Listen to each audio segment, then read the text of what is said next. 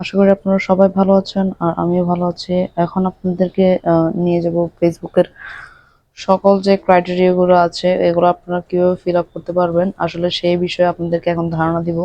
যে বেসিক ধারণাগুলো দিব, এগুলো অবশ্যই মনোযোগ দিবেন, মনোযোগ দিয়ে দেখবেন, স্কিপ না করে পুরো ভিডিওটা দেখার জন্য অনুরোধ রইল।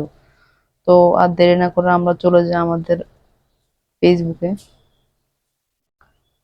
ফেসবুকে যাওয়ার পর এখানে দেখছেন আপনারা, এখানে দেখতে পাচ্ছেন যে ক্রাইটেরিয়া গুলো আছে, এগুলো অবশ্যই আপনাকে ফিল আপ করতে হবে।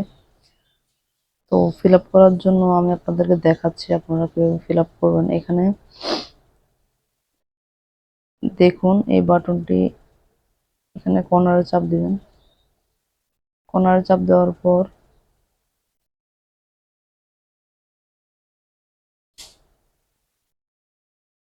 এখানে আপনার প্রফেশনাল ড্যাশবোর্ডে চলে যাবেন। প্রফেশনাল ড্যাশবোর্ডে যাওয়ার পর এখানে একটা মনিটাইজেশন অপশন দেখবেন। মনিটাইজেশন অপশনে যাওয়ার পরেই কিন্তু আপনারা যে ক্রাইটেরিয়া গুলো আছে এগুলো দেখতে পারবেন। এখানে স্টার সেটআপ আছে। স্টার সেটআপ কি কি ক্রাইটেরিয়া আছে সেগুলো বলবো এখন। স্টার সেটআপে স্টার সেটআপের জন্য আপনারা এখানে স্টারস দিবেন, স্টারসে ক্লিক করবেন। ক্লিক করার পর এখানে দেখবেন স্টারসে কি আছে আপনার আর্নিং, তারপর স্টারস। এখানে আর্নিং, যদি আপনার স্টারসের আর্নিং গুলো শুরু হয়ে যায় বা আপনার রিলসের মাধ্যমে যদি কোনো আর্নিং এসে থাকে তাহলে এটা এখানে যোগ হবে। তো আমরা চলে যাচ্ছি বড় যে মনিটাইজেশন আছে সেটিতে। এখানে অবশ্যই আপনি বুঝতে পারছেন যে স্টারস আর্নিং বা এমনিতে যে আর্নিং গুলো হয় সেটা এখানে আসবে। আমরা পরবর্তী ভিডিওতে চলে যাব। তো সেখানে যাওয়ার জন্য ব্যাকে চলে যাব আমরা।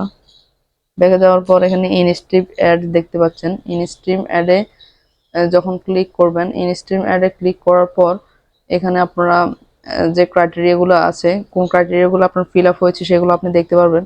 তো এখানে আমার যে এটা একটি নতুন, তো এটা নতুনটা আপনার কিভাবে কয়টা ফিল আপ হয়েছে দেখুন। এখন 5K ফলোয়ার ফিল আপ হয়েছে। এঙ্গেজমেন্ট ফিল আপ করতে কিন্তু খুব বেশি সময় লাগে না, তো সেটিও করে ফেলতে পারবেন যদি আপনারা লেগে থাকেন। ডেইলি যদি আপনাদের কন্টেন্ট আপলোড করেন, ডেইলি কন্টেন্ট আপলোড দিবেন, অন্তত 3টা 4টা করে আপনার শর্ট ভিডিও গুলো দিবেন, মানে রিলস গুলো আর কি, রিলস 3টা 4টা দিবেন ডেইলি। তাহলে আপনারা